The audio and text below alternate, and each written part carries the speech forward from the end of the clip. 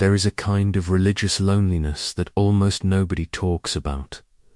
You have prayed for 20 years, maybe 30, you have stood in the same rows, made the same wudu, recited the same surahs, lowered your forehead to the same ground. And yet, when you finish praying, you sometimes feel exactly the same person you were 5 minutes earlier. The same insecurity is there, the same jealousy, the same anger, the same anxiety about money, the same need for people to respect you. You recite Allah's name, and then 10 minutes later, you are checking your phone, because you cannot tolerate being alone with your own thoughts. And the question you don't say out loud is, after all these years, why don't I feel anything?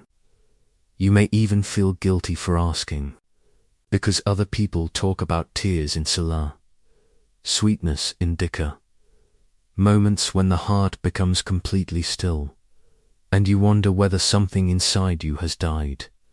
But Ibn Arabi gives us a far more unsettling diagnosis. He does not begin by asking whether you have prayed enough. He asks what your heart is actually doing while you pray. And that changes the entire question. Because the absence of an emotional high does not automatically mean the absence of spiritual life. Sometimes the real problem is not that Allah is absent.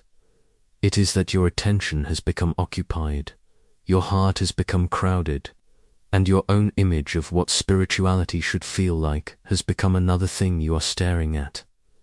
By the end of this video, you will understand exactly why years of prayer can feel empty, what Ibn Arabi believes is happening inside the heart, why chasing spiritual feelings can actually make the problem worse, and 3 things you can do tonight to begin changing your relationship with prayer.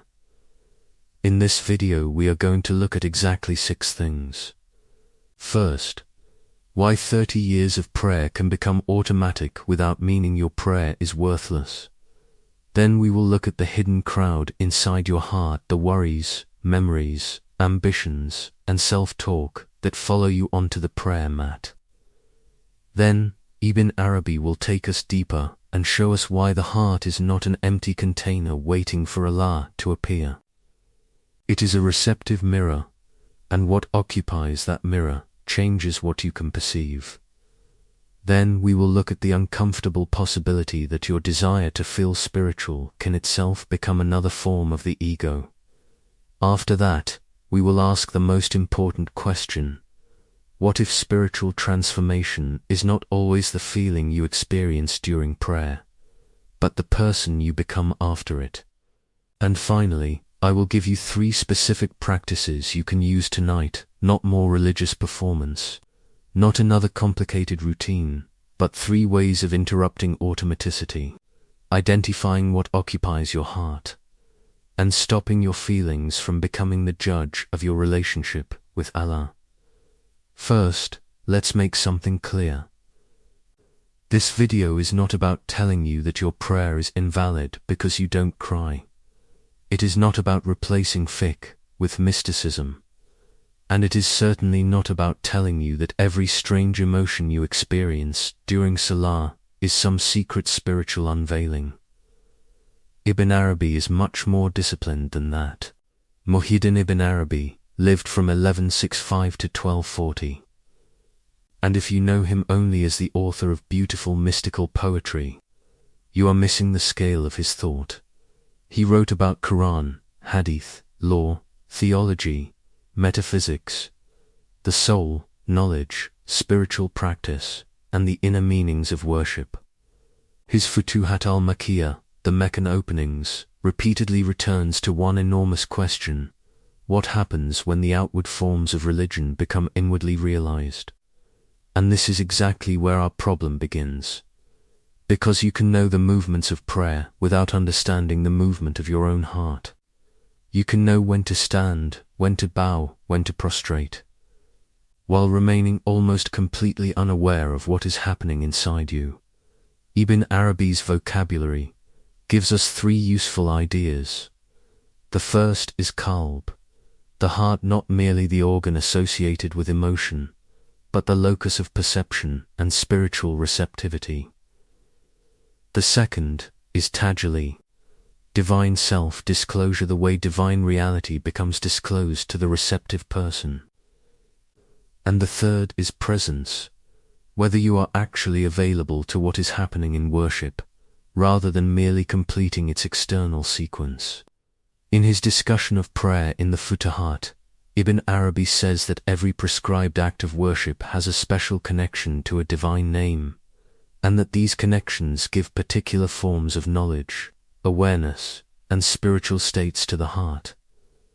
So prayer is not just something you perform. Something is supposed to happen to you through it. And modern psychology gives us one useful parallel. Researchers study mind wandering, self-reference, and the way attention can move away from the task in front of us toward memories, worries, fantasies, and stories about ourselves. That does not prove Ibn Arabi's metaphysics, but it helps us understand the human mechanism he is describing. Your body can remain in one place while your attention lives somewhere else. Science can describe that mechanism. Ibn Arabi asks what you should do when you discover it. And that is where we begin. Think of Yusuf.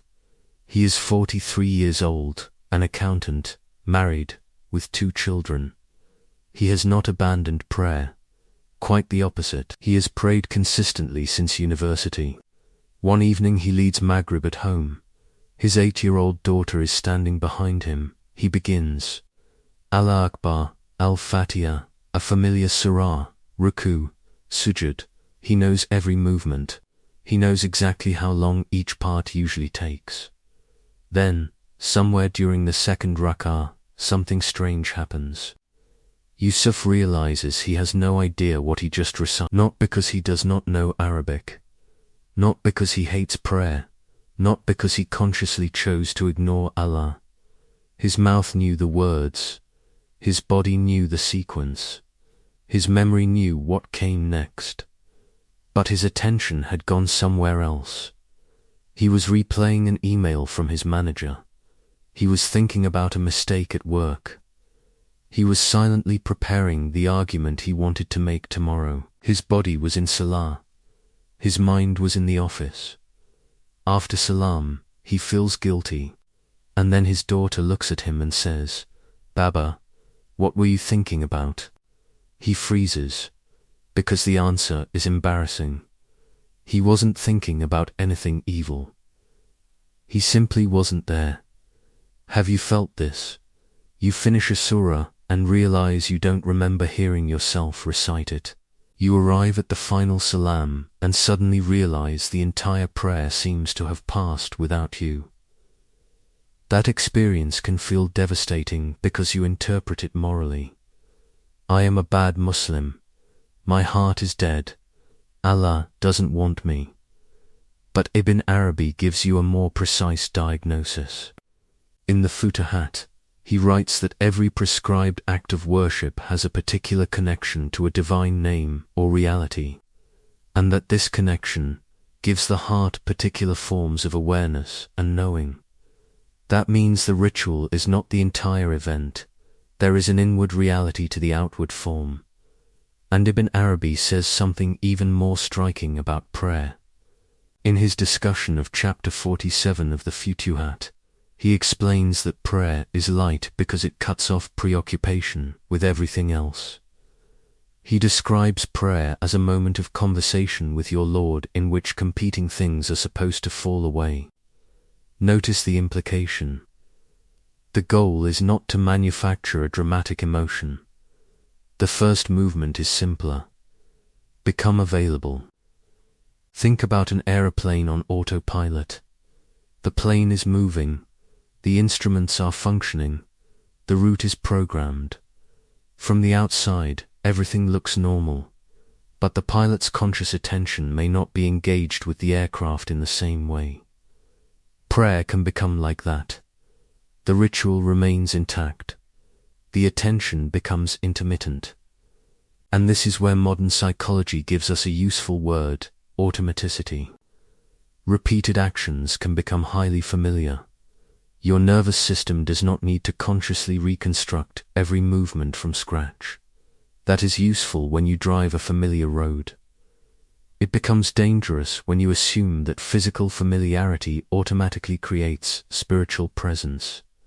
Your body has learned how to pray. That does not guarantee that your attention has learned how to arrive. And now you need to be careful. Do not respond by trying to force yourself into some enormous spiritual emotion. Instead, create one interruption. Before takbir tonight, stop for 3 seconds, not 30. 3. Stand there. Feel your feet. Let the phone remain somewhere else. And say to yourself, I am about to stand before Allah. Then say Allahu Akbar.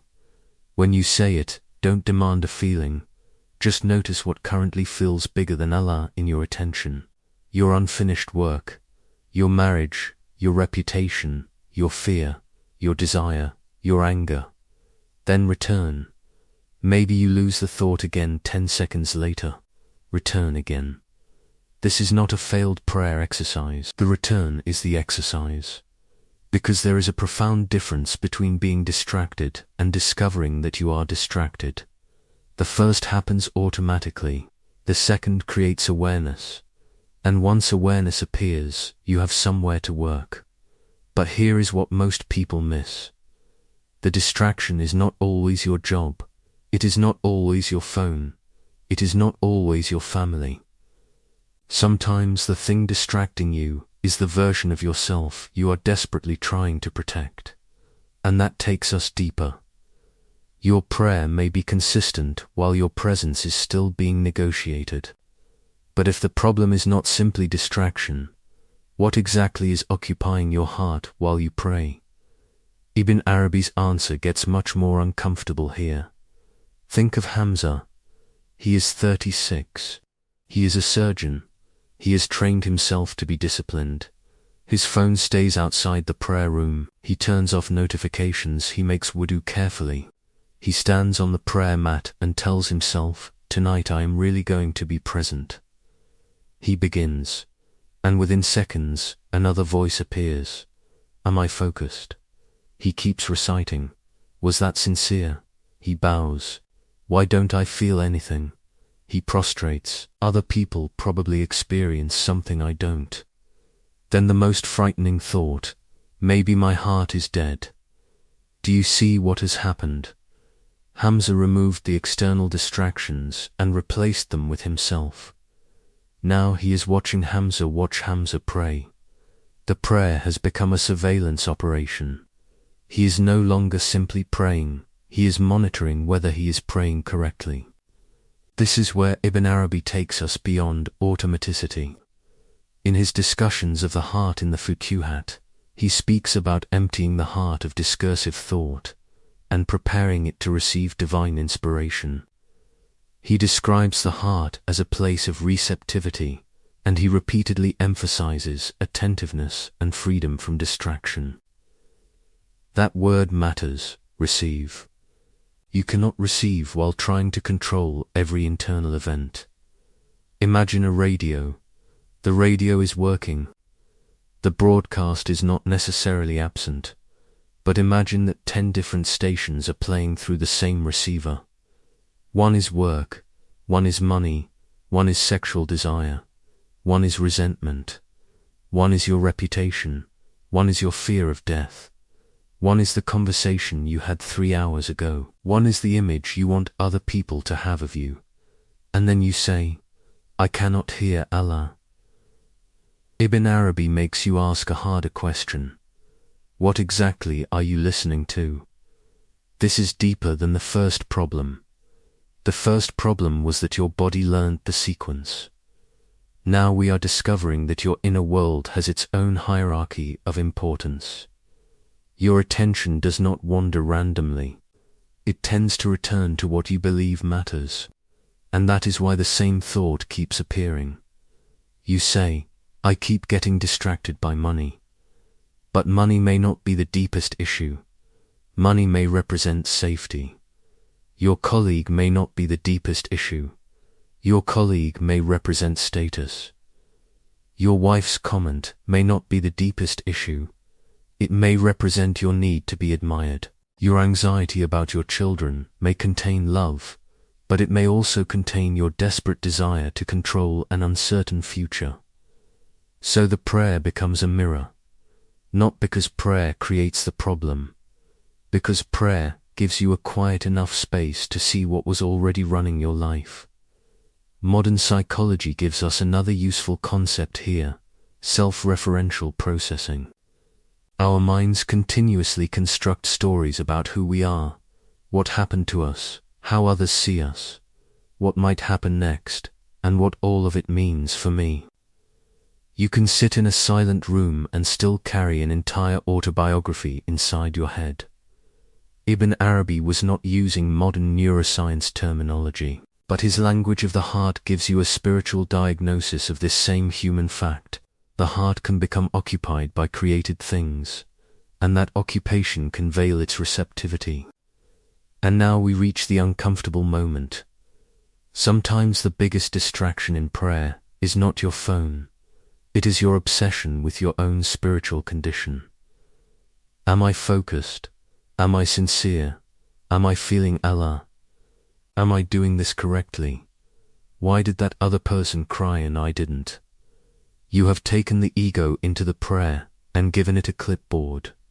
It is now grading your performance.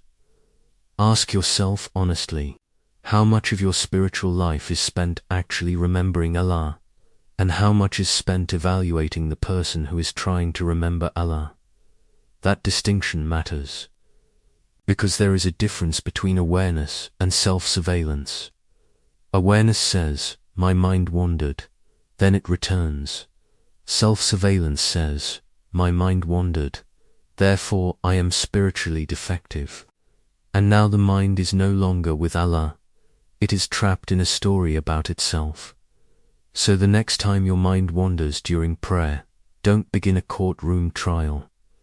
Name the occupation: work, fear, pride, memory, desire, image, then return to the words.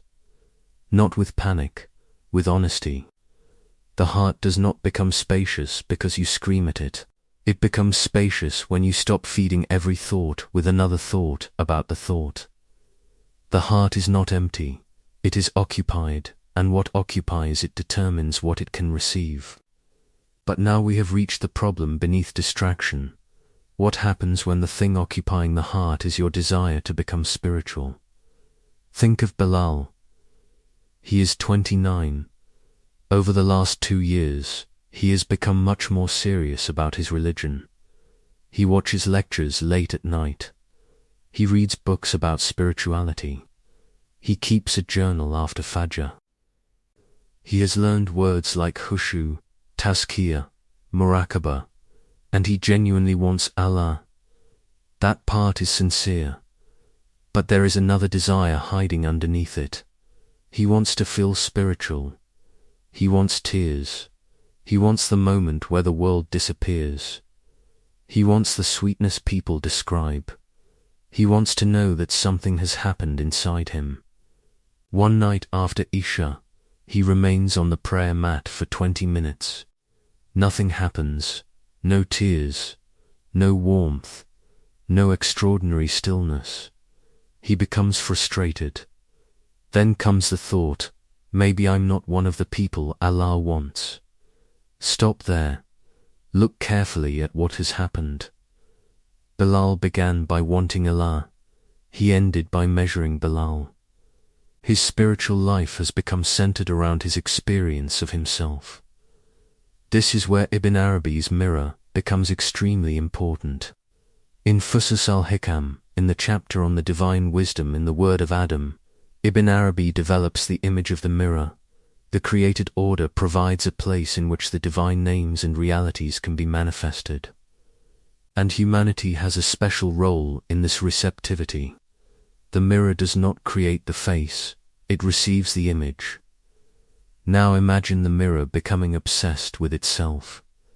Am I reflective enough? Am I polished enough? Do people realize how reflective I am? Why isn't anything appearing? The mirror has become fascinated with the mirror.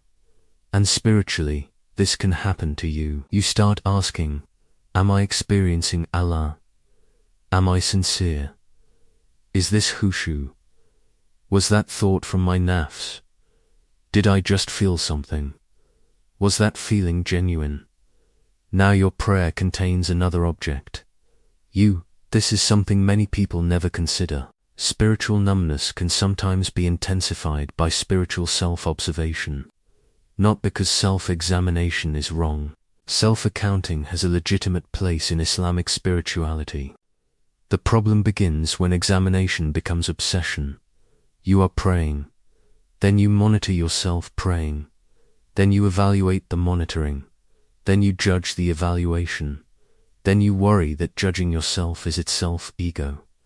Then you start analyzing whether you are analyzing your ego. Suddenly you have built an entire psychological city inside 2 rak'ahs. And you are still wondering why you cannot feel presence. This is where the nafs becomes clever. It does not always resist religion by telling you to abandon religion. Sometimes it changes its costume. The same self that once wanted status in the world now wants spiritual status. The same man who once wanted people to admire his wealth now wants people to admire his piety. The same person who once asked, "How successful am I?" now asks, "How spiritually advanced am I?" The costume changed. The center did not. That is the uncomfortable part. And this is where Quran 29:45 gives us a different measure of prayer. Allah connects prayer with restraint from indecency and wrongdoing, and then says that remembrance of Allah is greater. So ask a different question. Not only, did I feel something? Ask, did prayer make me more difficult to corrupt? Did you become less cruel? Did you apologize faster? Did you become less addicted to praise? Did you stop needing to win every argument? Did you become more truthful when lying would have protected your image? Did you remember Allah in the 5 seconds before you said something cruel?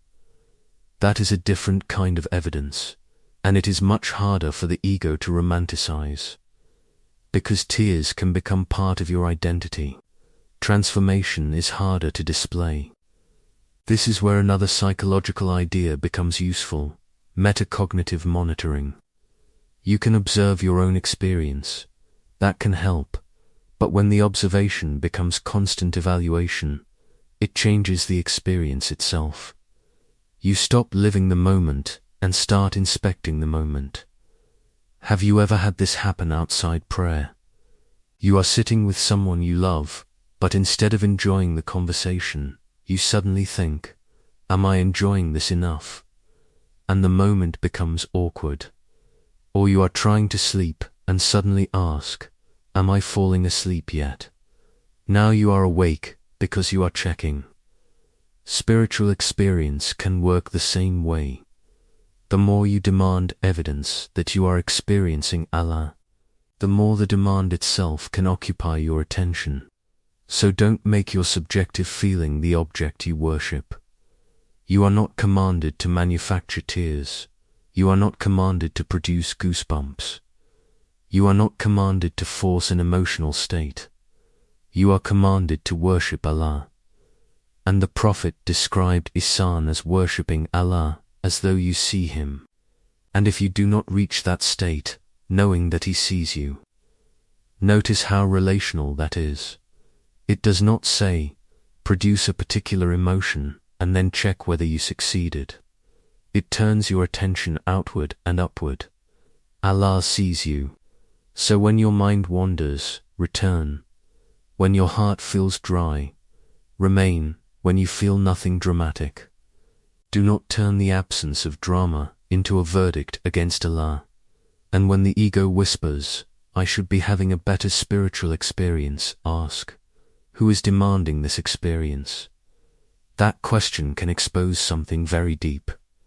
Because sometimes the ego survives by turning the search for God into a search for itself. Sometimes the ego survives by turning the search for God into a search for itself.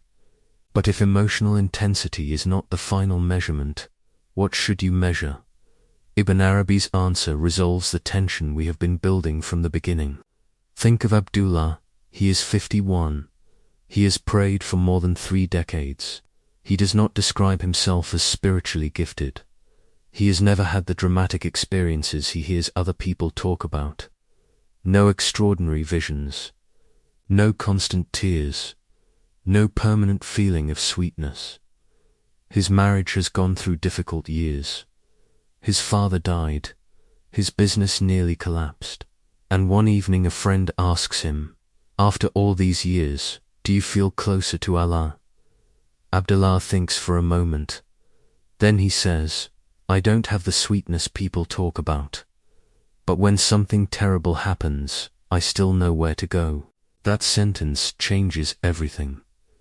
Because Abdullah has been measuring spirituality by flowers.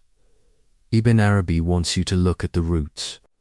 In the Futuhat, Ibn Arabi connects worship to divine names and describes its effects in terms of particular kinds of knowing, awareness, spiritual states and transformation.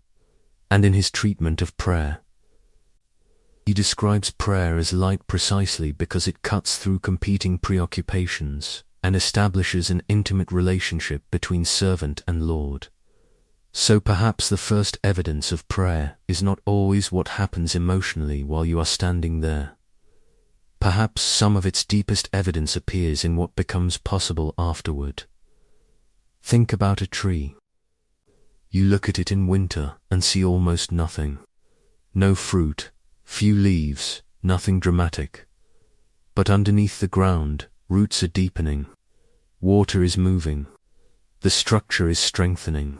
The tree does not spend every hour proving that it is alive by producing flowers.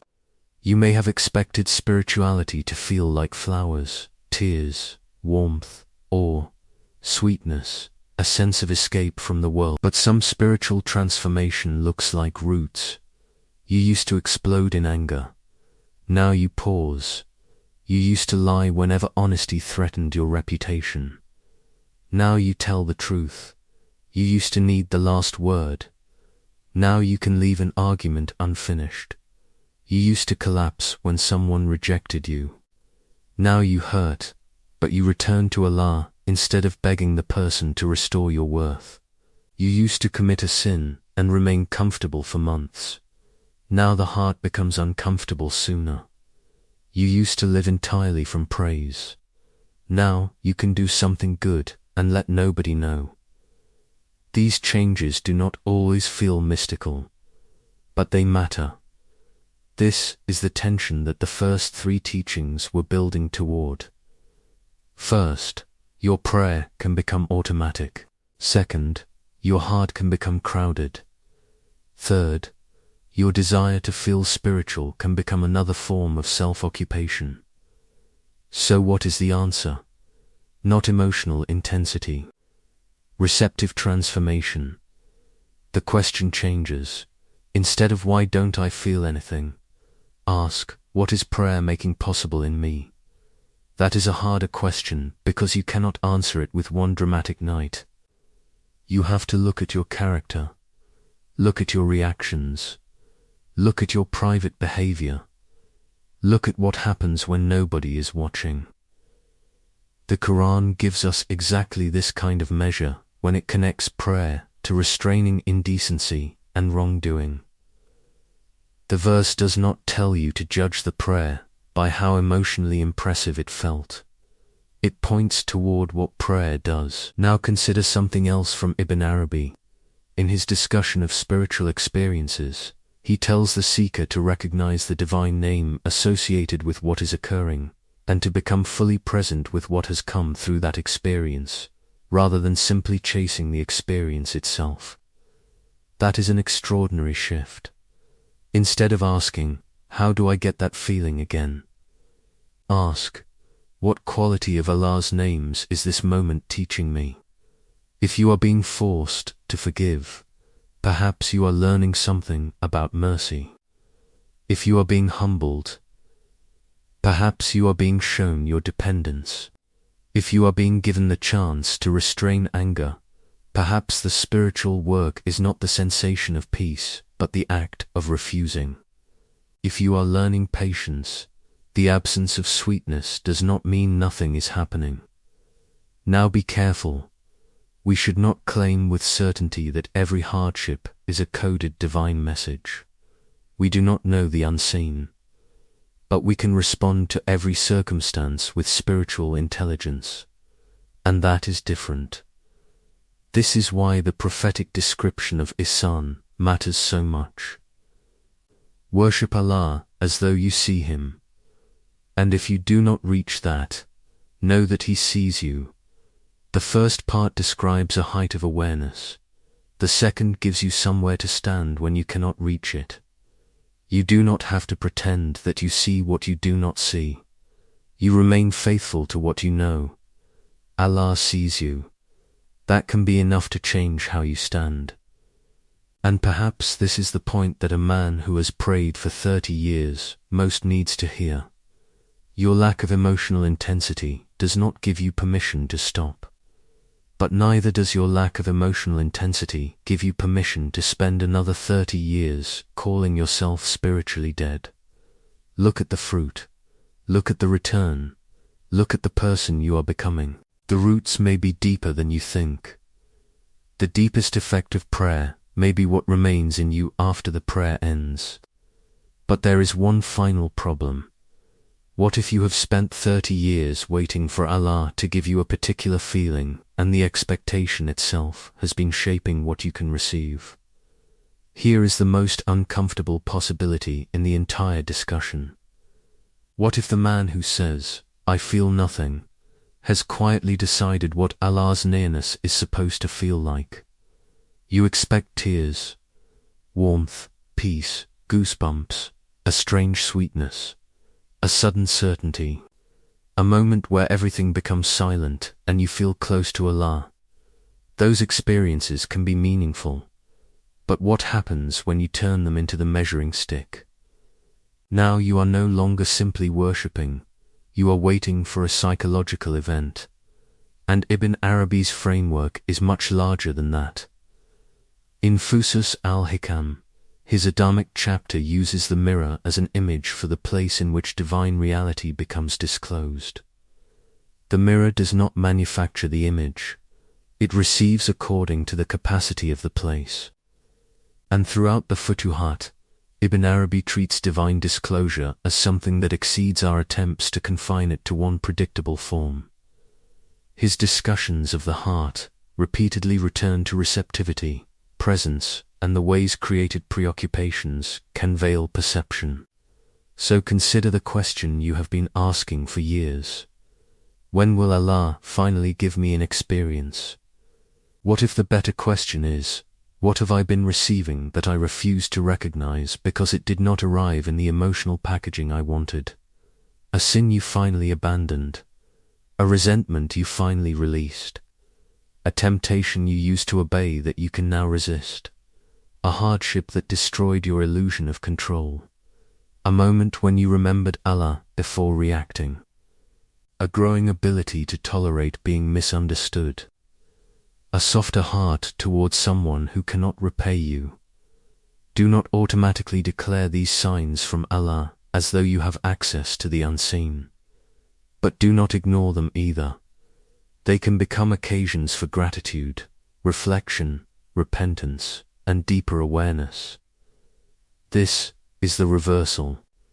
You have been asking, where is the feeling?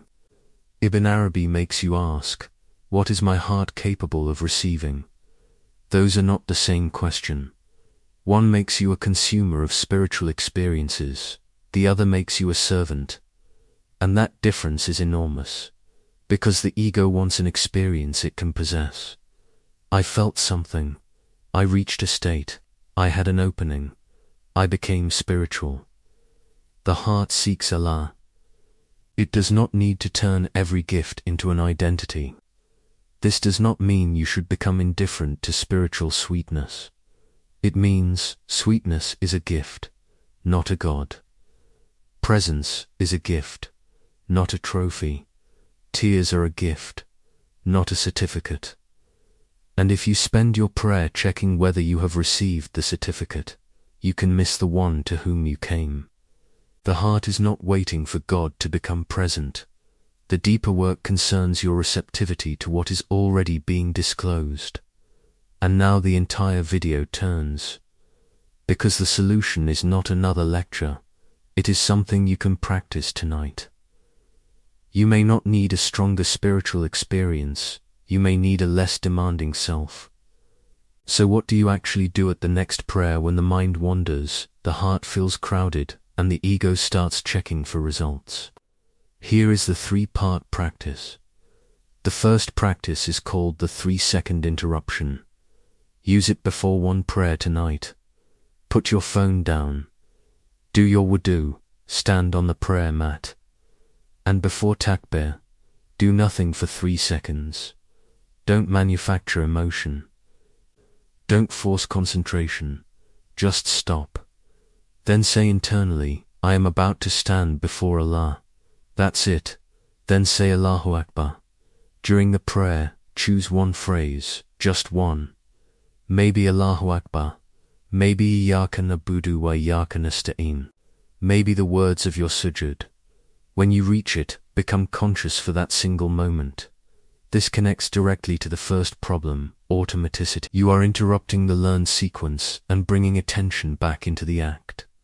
Do not try to make all 5 prayers extraordinary. One conscious doorway is enough to begin. The second practice is the occupancy audit.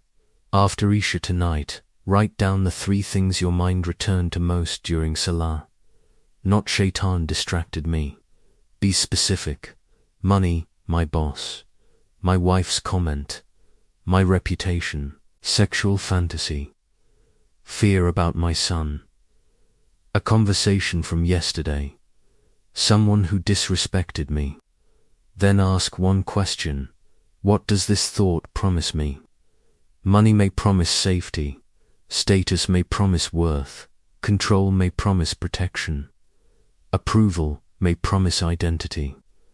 This is where the prayer becomes a diagnostic instrument.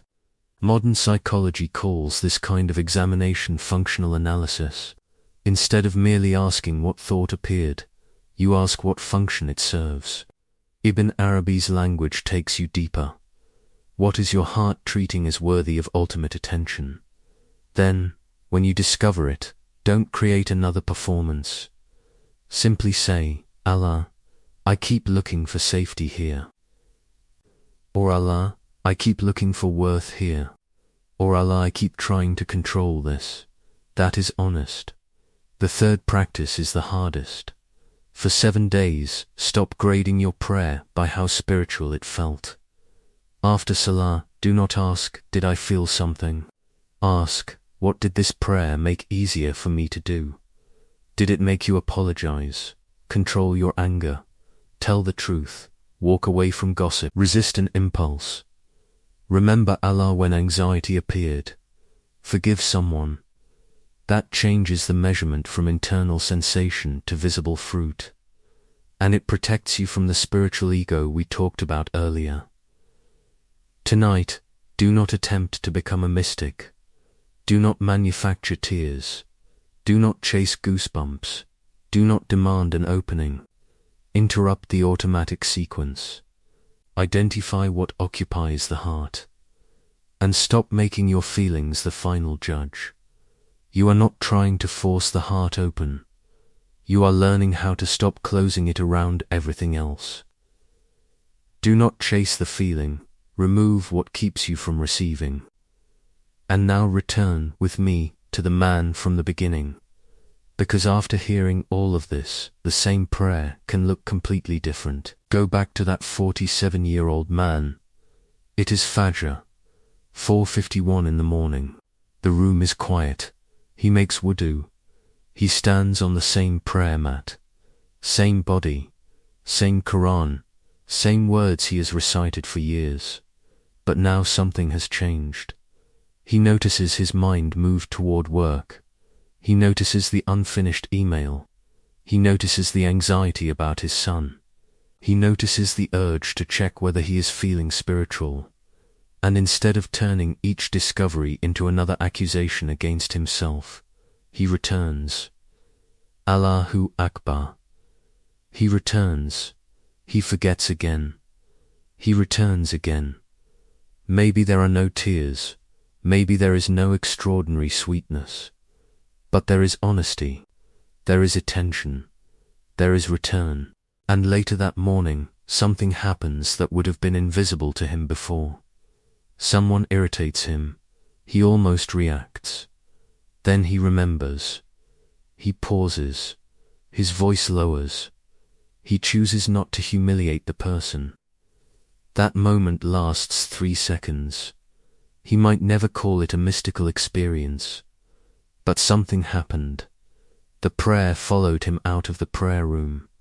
That is the transformation this entire conversation was pointing toward. You do not need to spend the next 30 years asking only, why don't I feel Allah? Ask something harder. What am I becoming because I keep standing before Him? Ibn Arabi's answer does not give you permission to become careless in prayer.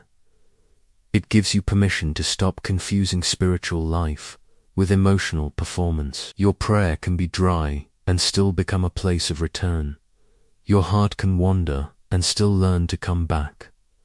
Your tears can disappear and your character can deepen. So if you have prayed for 30 years and still feel nothing, do not immediately conclude that nothing has happened. Look again. Look at your anger. Look at your repentance. Look at your relationship with praise. Look at what you do when nobody sees you. Look at where you go when life breaks you. Because maybe the question was never simply whether you felt something on the prayer mat. Maybe the real question is what 30 years of returning to Allah have made you become. And now, I want you to sit with one question. Think about the last time you finished prayer and felt completely empty. What were you carrying into that prayer that you had never actually put down? Write that one thing in the comments. Not the polished answer, the real one. Because that may be where your next prayer begins.